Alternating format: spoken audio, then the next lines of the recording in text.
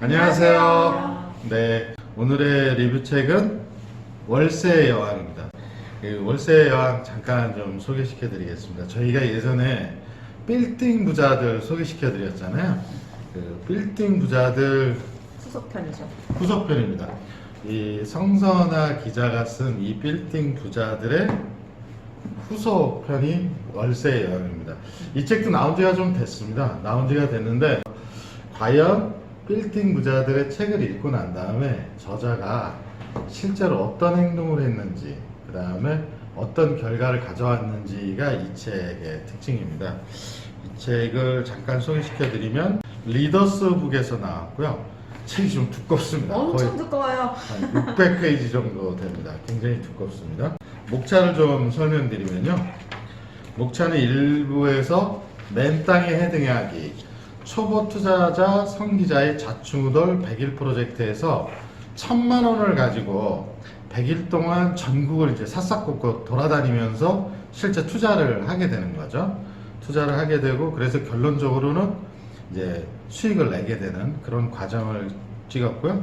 그 다음에 고지가 저기에서 빌딩 부자의 길이 멀지 않다 해서 이제 전국을 돌아다녀 봅니다. 쭉 돌아다니면서 이제 관련된 내용들을 이제 쭉 이렇게 정리를 했고요. 그 다음에 마지막으로 이제 빌딩 부자들 실전편 해서 이제 이렇게 정리를 하고 있는데 굉장히 두껍습니다. 두꺼운데 읽을만 하고요. 자, 한 줄 평 한번 해보겠습니다. 저부터 해볼게요. 네.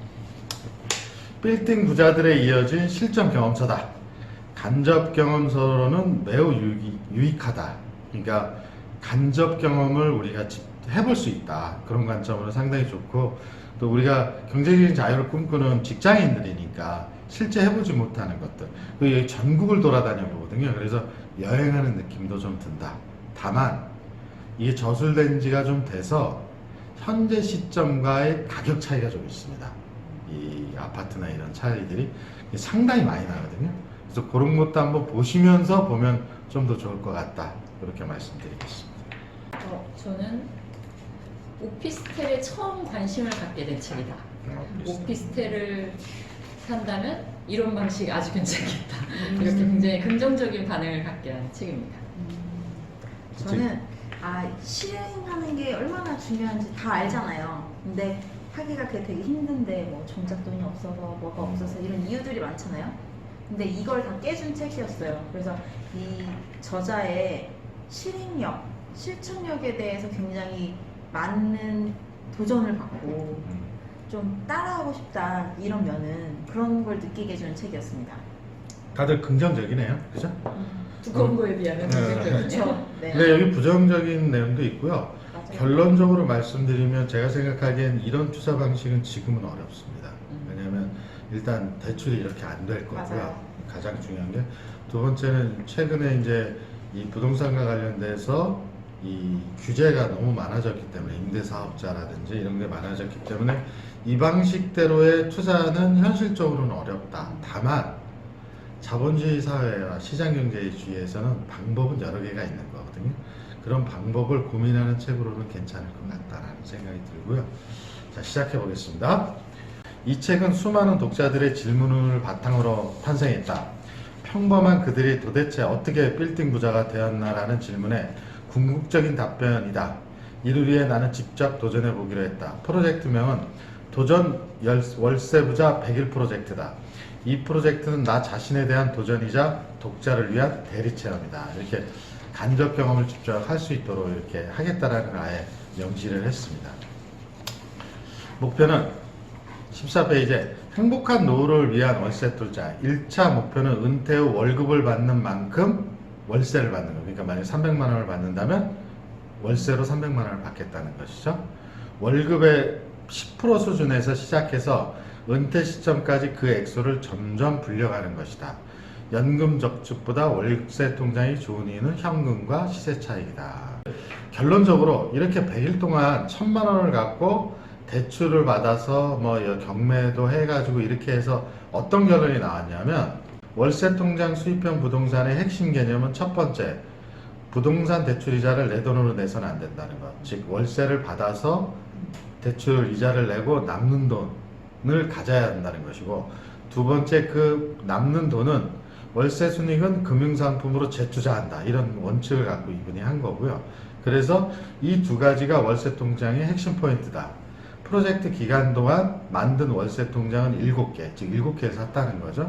그 다음에 순수 월세 금액은 140만 원이다. 이게 이제 이 투자의 결론입니다. 즉 100일 동안 전국을 돌아다니면서 경매도 하고 뭐 이렇게 해가지고 누구 소개로도 사기도 하고 해서 총 월 140만 원의 수익을 매월 낼 수 있는 구조를 만들었다가 이 책의 결론이기 때문에 월세 수입을 만들어 보고 싶은 그런 분들의 경우에는 한 번쯤 책을 읽고 이와 똑같은 방식은 아니더라도 도전을 해볼 만한 가치가 있다. 그런 실제적인 방법을 알려주고 있다. 이렇게 이해를 좀 하면 좋을 것 같고요. 사실은 이제 이 책을 읽으면서 느꼈던 거는 이분이 기자이고 기존에 이제 네트워크가 책을 쓰면서 형성됐죠. 형성됐기 때문에 멘토가 많았어요. 그죠? 맞아요. 그래서 멘토가 없었으면 불가능했다. 사실 그런- 전 그렇게 생각했어요. 연결로 이루어낸 부의 음. 확장이다. 좋은 얘기야. 진짜 이분은 그 자기 직업의 이점 이거를 정말 10분 활용해서 했던 것 같아요.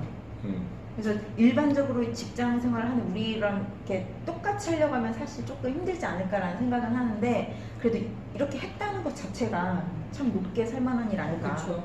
그리고 이제 이분 같은 경우는 어머니가 이제 경매에 가서 직접 이제 맞아요. 대리. 대리 입찰도 해주시고 그런 도움이 좀 있었던 것 같고요. 물론 이제 그런 걸 했다는 것 자체가 좋다 나쁘다를 떠나서 해냈다는 게 상당히 의미가 있는 것 같습니다. 이제 이분이 어떻게 했냐? 프로젝트 기간 동안 점심시간마다 무조건 현장 출동이다. 1시간 정도면 직장에서 지하철로 10정거장 이내의 거리는 어디든 다녀올 수 있다. 점심은 집에서 싸온 도시락으로 간단히 때웠다. 한가롭게 여유로운 식사를 즐기기엔 시간이 너무 촉박하다. 그래서 점심시간 퇴근하고 주말에 또 이제 이렇게 돌아다니시고 이런 식으로 돌아다녔습니다. 정말 100일을 빡세게 보내셨죠. 진짜 100일이라는 걸 정해놨기 때문에 이분도 사실 할 수 가능하지 있었지 않았을까. 않았을까. 이분이 33만 원으로 한 달을 살기를 맞아요. 같이 맞아요. 하셨어요. 그 중에 10만 원은 골프 맞아. 배우는 수 22만 원으로 사신 거거든요. 그것도 참 대단하고 이분이 이제 보니까 이렇게 투자한 경험을 가지고 이제 강의도 많이 하시고 그러는 것 같더라고요. 실제 지금 재산이 어느 정도인지 사실 또 궁금하기도 해요. 맞아요. 어떻게 이렇게 이제 불렸을지. 네, 그게 이제 더 확대가 됐을지 아니면 꼬그라들었을지 그렇지는 않았을 거라고 생각하는데 어쨌든 현재의 상황이 어떤지 이분이 빌딩 부자가 됐을지 그것도 사실 좀 그리고 궁금해요. 이때랑 되게 많이 달라졌잖아요. 네, 그러니까 상황이 달라진 상황에선 또 어떻게 했을지 이게 되게 궁금해요. 그다음에 이제 이분이 처음에 투자를 했는데 이제 실패한 사례가 좀 나오거든요. 한번 읽어봐 드릴게요. 옆에서 얼마나 부추기는지 덜컥 계약금을 걸어버렸다. 그야말로 전광석화처럼 첫 투자를 결정했다. 첫 투자를 결정했다는 거죠. 이게 빌라입니다. 원래는 매매가의 10%인 1,400만 원을 계약금으로 지불하는 게 원칙이지만 이들은 당장 돈이 없으면 200만 원이나 내라고 난리를 쳤다. 근처 ATM 기기에서 돈을 찾아오는데 뭔가 기분이 석연치 않았다. 이 찜찜한 기분은 불행하게도 정확히 맞아떨어졌다. 누군가에게 등 떠밀려가는 얼떨떨한 그런 기분이었다. 그래서 이제 빌라를 사기로 결정을 했는데 이제 너무 성급하게 결정을 한 거죠. 그래서 돌리기는 어렵고 그래서 200만 원을 날리는 그런 경험도 하신 것 같습니다. 이런 투자의 실패가 그나마 200이었으니까 다행이지. 맞아요. 이게 2억이었으면 아니 진짜 2억까지도 안 가고 여기 1,400만 원을 다 걸었다면 1,400이잖아요. 7분의 1로 줄였으니까 성공했죠. 그 다음에 이분이 이제 집을 처음으로 샀어요. 샀을 때의 느낌이 이게 예전에 제가 샀을 집을 처음으로 구입했을 때 느낌하고 비슷했어요. 그래서 상당히 그 공감이 가서 그 부분 한번 읽어봐 드릴게요. 퇴근 후 월세 계약을 위해 생애 첫 세입자를 맞을 구산동 빌라로 향했다. 지하철 안에서 나도 모르게 입꼬리가 올라갔다. 풍선처럼 들뜬 기분이다. 혼자서 바보처럼 미소를 지었다. 저도 그랬습니다. 세입자는 나와 성이 같고 비슷한 또래라고 했다. 느낌이 야릇하고 모였다. 뿌듯하기도 하고 뭐라 표현하기가 어려웠다. 프로젝트 시작 2주 만에 첫 성과가 됐다. 이게 굉장히 이분 실행력이 빠르신 거예요. 그렇죠. 그게 진짜 높이 상승이니까요. 역시 투자는 과감한 배팅이 중요했다. 지난주 토요일날 계약을 하고 불과 5일 만에 원하는 조건의 임차인을 구했다. 그때 계약금을 과감하게 지르지 않았다면 또 망설였다면 용기 있는 자만이 투자를 할 수 있다. 실전은 일단 붙여볼 일이다. 화곡동 빌라에서 200만 원의 수업료를 내기는 했지만 부산동 신축 빌라 매입은 잘한 결정이라고 생각한다. 역시 신축 임대가 잘 된다는 사실도 알게 되었다. 그냥 하나씩 배워가시는 거죠, 실무적으로.